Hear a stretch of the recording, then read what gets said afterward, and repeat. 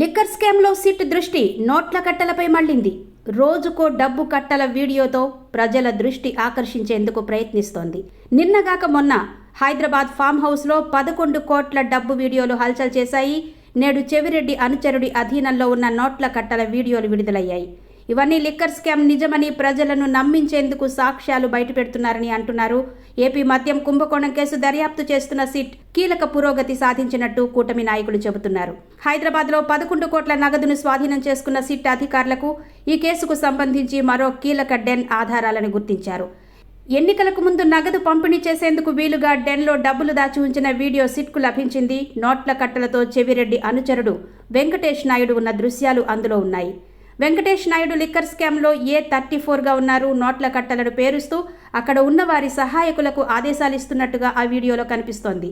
మరోవైపు నోట్ల కట్టలను లెక్కిస్తున్నట్టు కూడా ఉంది. దీనిని సిట్ వెంకటేష్ నాయుడు వాట్సాప్ నుండి అత్యాధునిక సాంకేతిక పరిజ్ఞానంతో రిట్రీవ్ చేసినట్టుగా తెలిసింది.